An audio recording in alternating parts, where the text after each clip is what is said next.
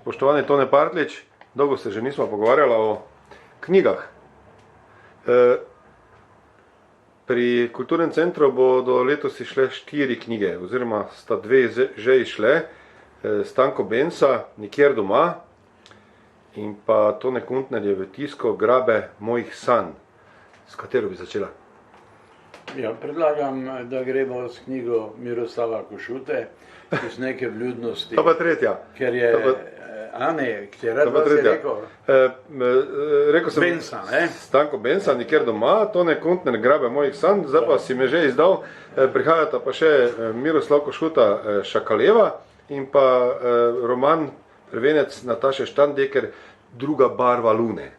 No, če smem vseeno reči, za ta paket, za katerega sem tudi, se mi zdi, za vse napisal spremno besedo, je moje iskreno mnenje, da gre za zelo kvaliteten izbor, ki vam je lahko v veliko čast. Čeprav imate več zelo zanimivih in vrednih knjig, bi rekel, da tako skupaj 4 tako vredne knjige kar zbudijo pozornost. Bi vseeno najprej mogoče rekel besedo o prijatelju Miroslavu Košuti, ki je nedvomno sedaj, ko ni več v tistih krajih Pahorja in Rebule, prvo literarno ime. Drzno bi si reči, da je že prej bil enakovredno literarno ime, samo da pač na področju poezije, ki seveda ni družbeno tako odzivna, kot recimo Pahorjeva proza ali pa Rebulo, bi rekel, malo krščanski pogled na svet, ki je oba sta precej vznemirjala slovensko kritiko. Gre za zelo zanimiv izbor najboljših pesmi Miroslava Košute. Pravzaprav je to njegova življenjska knjiga. Sam jo tudi res tako imenuje. Iz vseh pesniških zbirk je na novo sestavo, mogoče celo kaj dodal, odlično pesniško zbirko, ki ga kaže najprej kot enega razpoloženjskega pesnika krasa, morja in vasi za Trstom. Sam je iz Svetega Ivana, zdaj živi v Kontovelu oziroma v vasici, ki se drži Kontovela, in ves čas seveda diha s tem kulturnim prostorom. Študirajo v Ljubljani, kar vse pravzaprav vleče, da se prizemljajo in privežejo in da jih Slovenija ne pozabi. Potem je bil 20 let umetniški vodja in direktor Tržaškega gledališča. Če primerjam stanje gledališča takrat in danes, ko je skoraj brez ansambla, je bilo to eno od osrednjih slovenskih gledališč, ki je dobivalo in Borštnikov prstan in Borštnikove nagrade. No, eno je torej to razpoloženje okolice krasa, nekaterih posameznih ljudi. Del pesmi se slabo sliši, če rečem, domoljubnih, pa patriotičnih. Odlična je zbirka na primer Križko-Kraške, ker je kraj Križ. Potem Oče je bil mizar, je sam nekaj vedel o tem, spremljal je delo nabrežinskih kamnosekov in tudi ribičev. Je ena znamenita slika, ko drži tako veliko tuno. Bil je razposajen fant, zanimivo je mogoče tudi velja povedati, ime mu je Miroslav, ker je tako želela mama, da bi bil po očetu ali kaj. Sam je hotel biti nekaj drugega, potem je pa botra rekla, pa naj bo Učko. In tako mu vsi, ki ga poznajo, pravijo Učko, in je Miroslav samo pravzaprav literarno ime. Pesmi so goste, jedrnate, ni dosti, bi rekel, prostora za premišljevanje, ker so nabite in sporočilne. Zato jaz sicer govorila še o Kuntnerjevi pesmi, vedno se malo jezim tudi nate kot na direktorja, ki mi nekako ponujaš, naj govorim o poeziji. Pa nisem sam nobene pesmi napisal, znam jih mogoče 100 na pamet, to je res, da me poezija zelo veseli, ampak mislim, da nisem kompetenten. Vseeno pa moram reči, da tako sporočilne, ponekod celo malo trde poezije, ki pa se je treba prikloniti tudi zato, ker kar naprej čara sam nove besede celo in izraze, sem malo kdaj imel v rokah. In jo zelo priporočam in mislim, da je dosežek založbe oziroma zavoda, da to knjigo izdaja. Tudi zato, ker je iz zamejstva, iz Trsta. Zakaj menite, da Trst pa Celovec več nista, vsaj po mojem mnenju, nista več kulturni središči? Izgubljata to. Včasih je Trst bil, celo v socializmu je bil večje kulturno središče kot z večjim pomenom. No. Vsi poznamo Župančičev vers v času pred prvo slovensko kulturno središče. Ja, vsi poznamo Župančičev vers iz soneta Zemljevid pred prvo svetovno vojno, ko napiše: kaj bo z vami vi mejniki štirje, Celovec, Maribor, Gorica, Trst. Zahvaljujoč našemu majstru je vsaj Maribor ostal od teh mejnikov slovenski. Pa še ena reč me v tej konstelaciji čudi in na nek način navdušuje. V Mariboru smo začeli izdajati prvi politični časopis Slovenski narod 1868. Drugi smo za Trstom ustanovili čitalnico. To, da je tu začel izhajati slovenski časopis, je v bistvu neverjetno. Kot rečeno, v Trstu, a zlasti v okolici, je bilo ne vem kolikokrat več Slovencev kot v Mariboru. V Mariboru je bilo okoli 20 000 prebivalcev, 20 000 Nemcev, 5 000 Slovencev. In je Trst za svojo revijo, časopisom Edinost, za svojim literarnim bogatstvom, z društvi bil kulturno središče. Ni čudno, da je hodil Cankar predavati v Trst. Cankar je citiral Tavčarja, ki je rekel: Ljubljana je srce Slovenije, toda Trst so pljuča, ki nam pošilja nov zrak, novo energijo in tako dalje.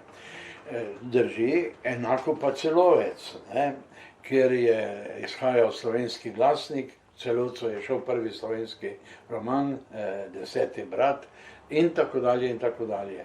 Ljubljana je itak ni bila pod takim udarom nemštva, čeprav je bila, ampak ni bila pod takim udarom. Tako da je vprašanje, zakaj so ta mesta kultura usahnila, ni pa treba dosti biti učenjaka, da veš, da so mirovne pogodbe po prvi svetovni vojni v Parizu in seveda zvitost in nasilje in že tudi nacizem Italijanov dosegel, da ne samo, da so dobili Trst, ampak da so dobili 1/3 Slovenije, na Koroškem pa smo s plebiscitom izgubili Celovec. In če ni zadaj matične dežele, torej domovine prave, seveda so pogoji strašno težki. S tem, da rečem, da nikoli ni Ljubljana, tudi v socializmu, ne do konca razumela tega problema. Na Trst je vedno gledala politično, če so bili tam levičarji in pristaši Tita po Informbiroju, veste, za tisti grozen razkol, je tudi vodila eno, bi rekel, nezrelo politikansko politiko. Do obeh centrov. Pravzaprav je drugo stran politične opcije, zlasti krščansko, zanemarjala, da ne rečem še kaj hujšega. In se je zgodilo, kar se je pač zgodilo. Naj povem, da pa so zlasti Tržačani tudi malo razočarani nad novo državo Slovenijo, ki tudi jih, bi si drzno reči, ne razume celotnega problema, v resnici pa jo finančno in tako dalje dopušča, da propadajo ustanove, kakor je na primer gledališče, ki je zelo nazadovalo. Toda kapo dol, dobili smo Narodni dom nazaj, upajmo, da bo to dalo novega poleta. Stane tudi kar nekaj pesnikov in pisateljev je tam, Mrmolja, Maričuk, Pangerc, prej je bil še Verč, Košuta, Marko Kravo sem menda imenoval, ki je zelo integriran v slovensko družbo, je bil predsednik pisateljev, predsednik Pena, ne, tako da vseeno ni razloga, da bi ravno obupavali. Je pa res, da je še umetniška scena, ne, in kulturniška tudi razdeljena na levo in desno še sedaj, oziroma vedno bolj, celo tako kot matični. Ne bom komentiral, ker ne poznam dovolj, vendar, ko sem med njimi, ne pozabijo reči, ta je njihov ali ta je naš. Ne pozabijo reči. Bi izgledal najbrž zelo smešen in otročji, če bi rekel,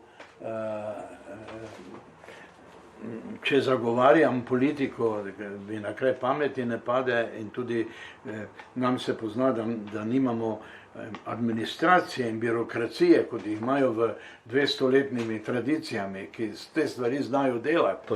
Ampak mi se šele učimo voditi državo. In smo slabi učenci.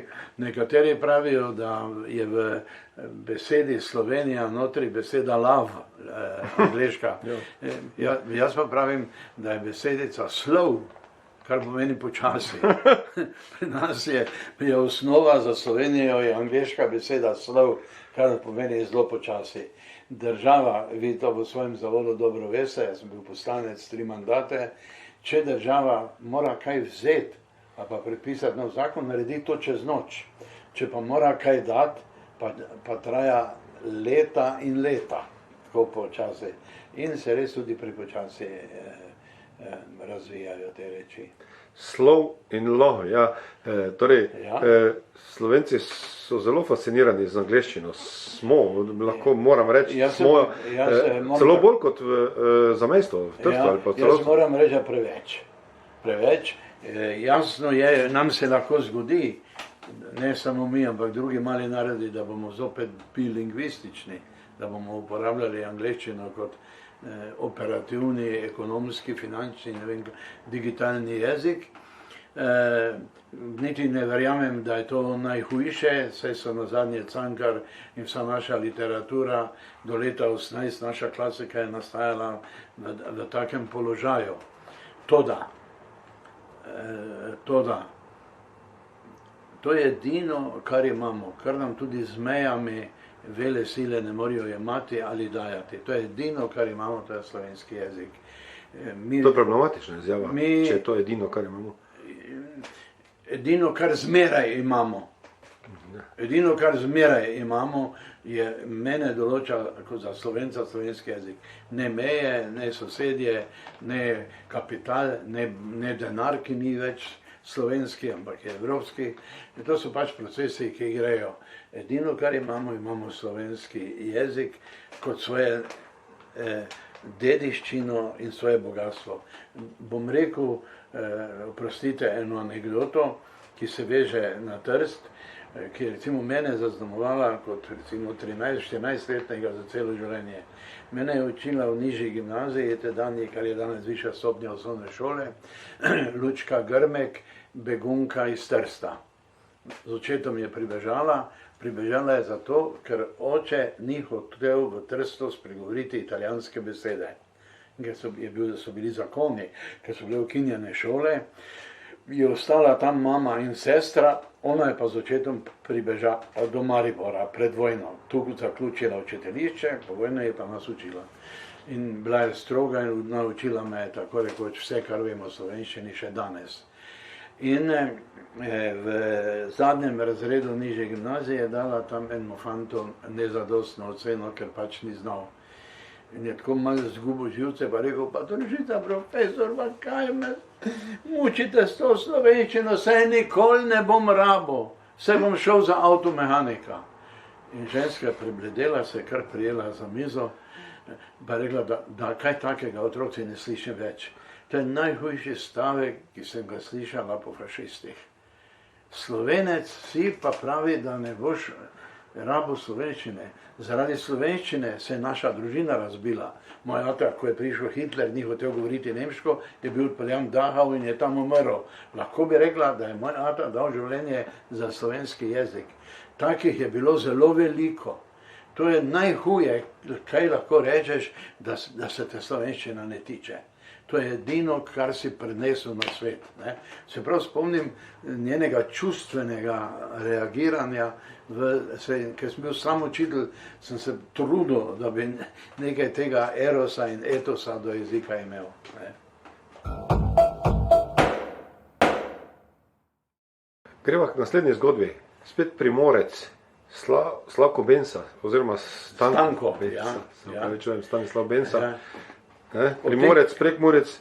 O tej knjigi bi lažje govoril, ker seveda absolutno ni res in je napuh. Knjigi je naslov Nikjer doma. Ja, kar bom zdaj rekel, je, če bi me Stanko, upam, da me bo videl ali kaj, bi lahko bil užaljen. Jaz se imam ne za soavtorja, ampak za bistvenega sodelavca pri tej knjigi. Namreč zato napisal je on, ki je talentiran, tudi pisateljsko, da ne govorim tudi zgodovinsko. Jaz sem nekaj pisal o agrarni reformi, še po Kolaku, v romanu Pesnica, in sem zvedel, da so hodili slovenski kolonisti in iz vseh republik države so v Beogradu centralistično sklenili, koliko jih naj gre na mesto tistih 15.000 posestnikov banatskih Nemcev in so tam naselili. Ne. In ker sem nekaj o tem pisal, sem njemu omenil v nekem pogovoru, pa mi je rekel, ja, Parlič, jaz sem o tem napisal knjigo, imam doma rokopis, pa ni dobra. Pa mi je nišče ne bo natisnil. Je pa že prej izdal si eno knjigo, ki je mogoče tudi bolj zbornik, čeprav je on ne samo uredil, tudi vse zapisal, kaj so ljudje govorili, z naslovom Od Soče do Mure, ker je njihov položaj po prvi svetovni vojni opisal v tisti knjigi precej dokumentarno. Zdaj pa mi reče, da doma ima še 200 strani enega rokopisa o tem, kako je šlo 15 družin primorskih iz Prekmurja, o čemer bom še tudi kaj rekel, ker malo kdo ve. Iz Primorja? Da, iz Prekmurja, ne. Aha, kasneje, ja. Ja, ti so enih 200 Primorcev je iz Trnišča, kjer so bili po prvi svetovni vojni v taborišču, in tisti, ki so pribežali, niso vedeli, kaj z njima, so jim dali 5% razlaščene agrarne zemlje madžarskih veleposestnikov, 5% te zemlje, ki je bila za koloniste, so dali tem 16 primorskim družinam, oziroma 200 jih je bilo tam. In so naredili vas z naslovom Benica, v njej je začetek besede Beneška, Slovenija. Zato so dali vas, ki je ni bilo, so zgradili z lesom barak iz Trnišča, med Ledavo in Muro, ki je zelo poplavljala. Še danes Prekmurci, domačini, radi rečejo, mi smo predelali na madžarskih posestvih, potem so pa jih dali nekim Primorcem. Pa so se šli pritožiti tudi vse v Beograd, Klekl jih je peljal kralju Aleksandru, ki pa je na srečo ustrajal. Jaz jim vedno rečem, šlo je za 5% te zemlje. In šlo je za tisto, ki je vi niste hoteli, ker se vedeli, da tam za 1 meter po zimi poplavi. Oni pa so si tam to naivno zgradili. To je posebna osoda, so 3 vasi, Pince, Marov, Petišovci pa Benica. In on je o tem že napisal dobro knjigo, ki pa je pol spomini, pol je leposlovje, ker sem začutil, da ima Stanko Bensa literarni talent, veliko je pa zgodovine, ker je mislil, da mora biti objektiven, pa je vse dokumentiral. Zdaj pa mi pravi, da ima knjigo o tem, kako je šlo 16 teh družin Banat, ker so čuli, da bi tam lahko dobili tudi 10 hektarov zemlje. In so odpotovali iz cele Jugoslavije, po nekem proporcu so prišli tja, kolonisti.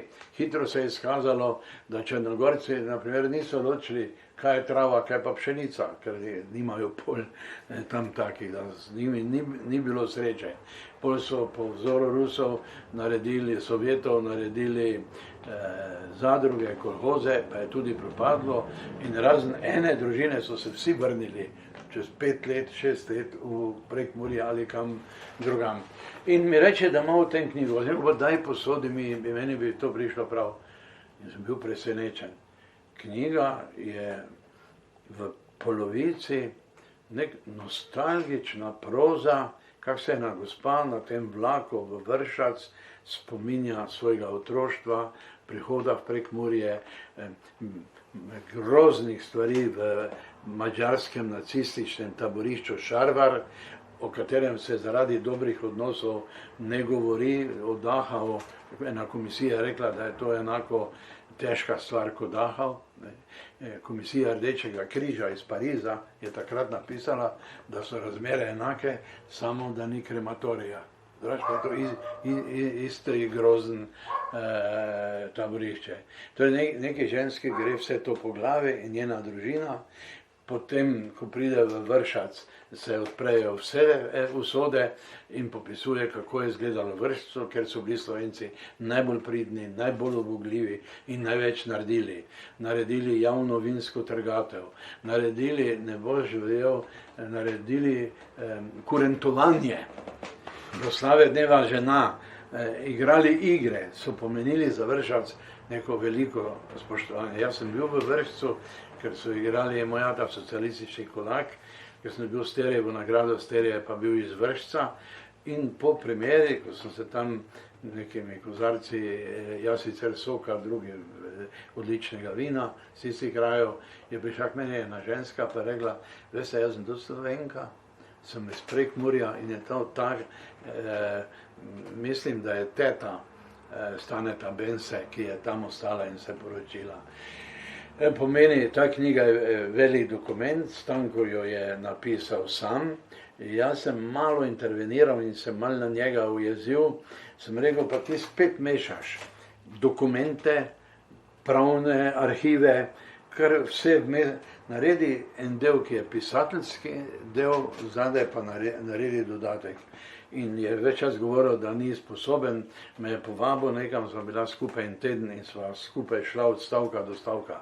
To, da naj ponovim, vse to nisem rekel sem, da imam zaslugo, da je knjiga zunaj in imaš jo tudi ti, gospod Hedl. Jaz sem rekel, nišče na svetu mi ne bo tega tiskal. Se lahko najde človek, ki bo v tem videl ceno. In sem v spremni besedi napisal, sem zelo hvaležen vašemu zavodu in njemu, ker smo človeku, ki je življenje posvetil nostalgiji po Primorski in jo prenašal v Prekmurje, ki je znal vse dokumentirati, ki poskuša biti skrajno pošten, je nastala knjiga Nikjer doma, ker je mama, ta Marija Perič, ki je glavna junakinja, tista gospa je rekla, da se vozimo, otroci, niti ne vemo prav, kaj gremo, to je vlak Nikjer doma. In se mi tudi ta delno poetičen naslov zdel in kam podol pred tem človekom, ki je daleč od tega, da bi bil pisatelj, se je moral izšolati do fakultete, vse obdelo in ki je v kovinski industriji v Lendavi delal. Gremo naprej na Slovenske Gorice. Ja. Tone Kuntner. Tone Kuntner je zdaj Ljubljančan. Kuntnerja bi lahko rekel. Njegova knjiga, naslov njegove knjige je Grabe mojih sanj. Ja. Spet pesniška zbirka, zbirka življenjskih. Kuntnerja poznam na nek način že čist malo manj kot 60 let. Pomeni, da se poznava dolgo. Zdaj sem celo zvedel in že mogoče z njim skupaj nastopal, še preden sem šel v službo na Sladki Vrh, ker je on doma. Ko sem pa bil tam v službi, pa se enkrat mimo pripelje z nekim avtom, pa mi reče, da ti si tu, se zapoznava, jaz sem tam. In vsakekrat me je skoraj na silo, jaz pa sem tudi, me ni bilo treba nič siliti, pelal na Trate kazati, ker je njihova hiša. ki so jo prodali in se preselili tu gor nad Bistrico ob Dravi. In je sedel tam, da nam je rekel, da se je jokal in je rekel, glej, kako se propada. Njive niso obdelane, hiša se ruši.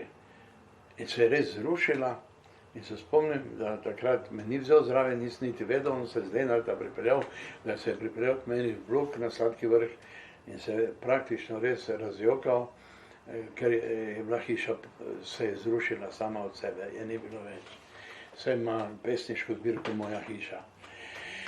Torej, pri Tonetu, ki je moj prijatelj, sem spremljal eno iskreno, srčno, globoko bolečino, ne bi rad rekel, ker v bistvu ne drži, ne, ker je čustven, skoraj bolestno bolečino na tem, kako propadajo Slovenske gorice, propadajo ljudje. Kdo, ki so ga silili v zadrugo, se je recimo obesil, nekdo drugi, vsi so zbežali čez mejo ali kaj, pač mnogi, in so njive in polje ostavljali sama. Brez Kuntnerja mi v pesni, v literarnem svetu dolgo ne bi vedeli za to bolečino. Slovenske gorice imajo izjemne pisatelje, in pesnike, od Kozbeka, Krefta, Slodnjaka, Stanka Cankarja, Lojza Krajgerja, še Cankar je bil v Trojici in tako dalje. To je ta desni breg, v bistvu Prlekije, če se peljemo v Mursko Soboto na desno stran. Na levo stran pa velja, kot da ni bilo kaj prida pisateljev. Jaz lahko, čeprav bo izgledalo, kot da se tudi nekaj izpostavljam, se spomnim, da me je Jančar, ko je šel v Ljubljano, je nekaj časa iz gostoljubnosti in človekoljublja stanoval v družini Antona Slodnjaka, ker je bil prijatelj z njegovim sinom Markom Slodnjakom. In mi je enkrat rekel, veš kaj, da Slodnjak ve za tebe. Jaz sem pa objavil nekaj novel v Sodobnosti. In me je vprašal, če poznam Partljiča, da je učitelj tam gori na Sladkem Vrhu, in mi je rekel naslednje, ko ga boš srečal, tega Partljiča, mu reči, naj samo piše. Ker ta del Slovenskih goric, levo od Lenarta, nima pisateljev. Desni breg jih ima ogromno, levi, to sicer delno drži, ne drži, ker je bil z Marije Snežne Stanko Majcen. Ampak res edino pravzaprav ime. So se kasneje pojavljali Manica Lobnik, Šentiljo, Polde Suhodolčan, še kdo, ampak do Kuntnerja pravzaprav ni bilo pravega imena. Nedomišljavo sem se mu jaz malo pridružil, mogoče z osom Karoline Žašter, ki ga je tudi Slovenija postala pozorna. Torej, spremljal sem Tonetovo skrajno iskreno. Meni se je včasih zdelo, da tudi preobčutljivo bolečino na tem, kaj se dogaja s slovensko zemljo, kaj se dogaja Slovenije goriškim kmetom in kako so sistemi neobčutljivi za to bolečino. On je napisal, da ima v mestu vsak pes živi gospodsko življenje v primerjavi z pasjim življenjem kmetov. Torej, kasneje je pisal vse mogoče pesmi in ljubezenske, izrazito je bil močen ta zadnji sunek domoljubne osvoboditeljske poezije, ki so jo ljudje tudi različno sprejemali. Toda zdaj se je odločil, na tvoje vabilo ali kaj, zbrati, ne vem točno koliko, 40 pesmi iz vseh obdobij o Slovenskih goricah in na slovenskih kmetov. To je knjiga v seriji življenjskih knjig, naše zbirke življenjske knjige. Ja. Ko si mi rekel, naj mogoče pregledam, pa če bi bil pripravljen napisati, spremno vesel, da sem takoj rekel ja, kajti knjiga, kar je pa zopet drug čudež, se bere, jaz znam 4 pesmi mogoče na pamet, ali pa vsaj poznam pa praktično vse. Nekatere pa znam na pamet. Doma na obisku, mimo grede, zdaj je zadružno, tudi partizansko pesem, in mnoge znam na pamet, ampak sem to bral osuplet kot da je na novo zdaj napisal novo pesniško zbirko. Ni šibkega mesta, vse so boleče, vse te prizadenejo in kot rečeno, kapo dol, da ste to izdali. Ja, hvala. Še ostajamo v Slovenskih Goricah. Prvenec prihaja Nataše Štandeker. To pa bolje tu v neki šoli jezikov, ki v Mariboru deluje in v glavnem uči tuje jezike in slovenski jezik, so celo na predlog Andreja Fištravca, ki je tam imel nekaj zraven, mislim, da zdaj nima več, naredili skupino literarnih talentov kot neko literarno ali šolo kreativnega pisanja ali kaj. In so me povabili, resnici na ljubo nimam s temi, čeprav sem bil učitelj, da bi druge učil pisati. Imam grozne pomisleke, ker ko sedem pred ta ekran, sem tudi jaz vedno na točki nič. Vedno sem na točki nič. Ne. Mi nič ne pomaga, da sem že izdal toliko in toliko knjig, da sem dobil literarne nagrade, nič ne pomaga, še bolj si gol in neboglen. No, ampak sem, evo, zbralo se je več ljudi, kot je zaželeno. Meni se zdi, da je največ 10 ljudi možno. Kasneje se je izkazalo, da je to preveč in smo imeli vsak drugi z polovico. Ker se pač moraš individualno vse prebrati sproti, vse ti pošljejo zjutraj, pa ti ob 9 že piše, niste mi nič odgovorili, ne? Tako so ti mladi avtorji, pa začetniški avtorji nestrpni. Zelo sem bil presenečen, da so vsi nekako po svoje do neke stopnje pismene. Niti ne bi mogel reči, kar srečujem, tam imam eno kupico map, ko mi pošiljajo znani in neznani ljudje svoja besedila, ker bi lahko rekel, da so neki klišeji starejše ženske o svojih mamah pokojnih, pa o vnučkih, o lepoti slovenske domovine, o času, kako beži. Bi rekel, ni 5-6 motivov, ki se stalno meljajo. Tu skoraj ni bil problem. Vse, v glavnem so bila dekleta, en fant ali dva, v glavnem so bila dekleta in vsi so imeli nek originalno res zapovedati. Me je to zanimalo. Seveda z večjo in manjšo srečo, spretnostjo. Še zdaj sem malo užaljen kot učitelj slovenščine. Nivo slovenščine ni bil slab, razen ločil. To, da ne zna postaviti vejice, je normalno. Ko jim rečem, postavimo se v eni učni uri, se bomo naučili delati vejico. Še to ne rabimo. So jasna pravila, vse se ve, samo skoncentrirano morate poslušati, to je kot poštevanka, mora znati na pamet in bo za celo življenje znal in ni težko. Ne, jih niti to ne zanima. Pa kaj nas boste s temi vejicami zafrkavali? Ni problem ločina. Problem je, da ne ve, da je sestavil dve misli, dva stavka, da jo mora znati povezati. Ali pa narediti zarezo, da bomo sploh lahko razumeli naprej.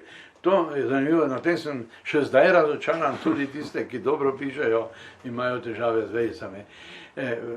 Sicer pa je z večine dobro znanje pismene slovenščine. Na to originalnost sem že opozoril, zelo sem se bal jim dajati velike nasvete, rajše sem jim pač primere iz literature govoril, kako je ta to rešil, kako je oni, tudi zlasti proza, da ne govorim o drami, ki ima predpisano zgradbo in strukturo, ampak tudi proza mora imeti nek začetek, v šoli učimo nekaj, kar se dogaja in potem nekaj na koncu.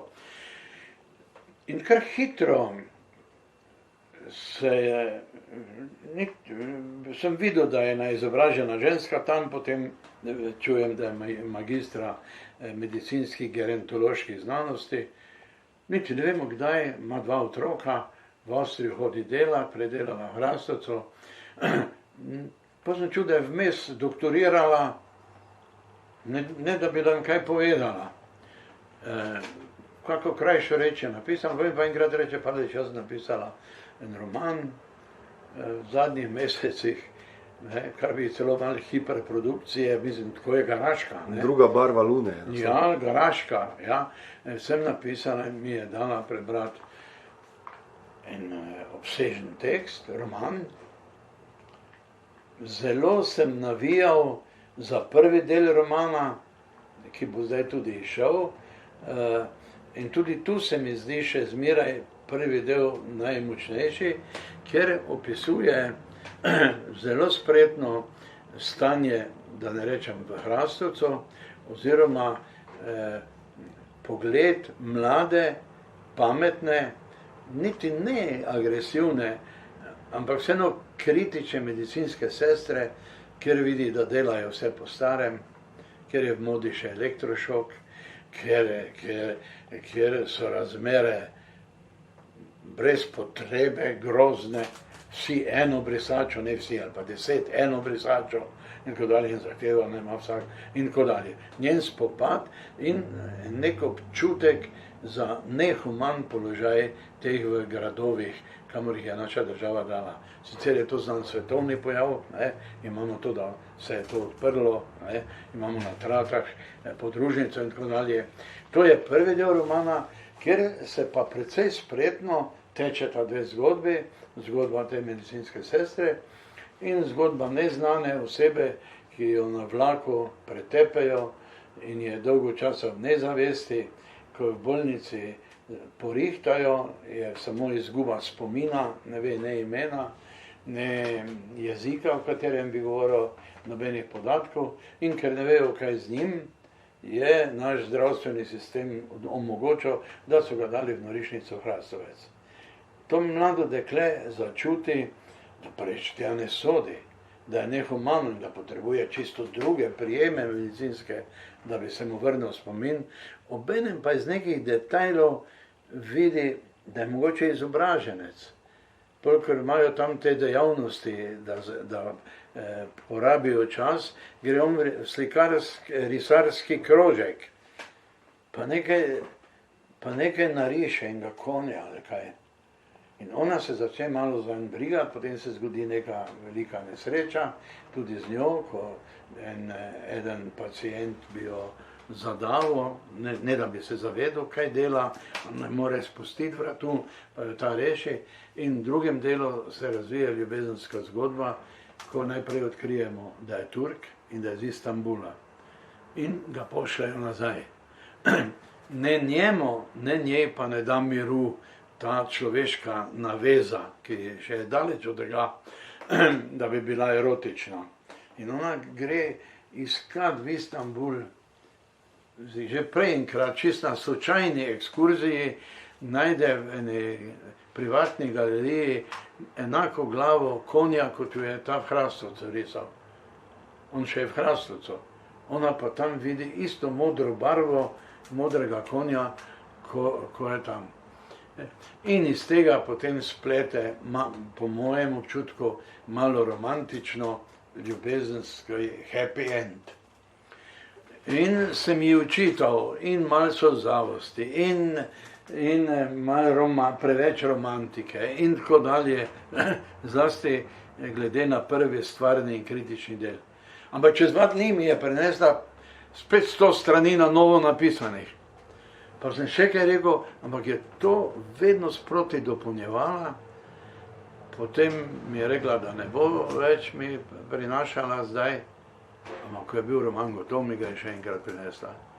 In zopet bi ji rad pomagal, ne bi rad gledal Hedl, da je vaš kulturni zavod tisto mesto, kamor se zatečem, ko ne vem kam drugam, ali pa ko kdo drug ne bi natisnil. Tudi to ni problem. Ja, sem se odločil, da grem k vam in ponovno kapo dol za to dejanje.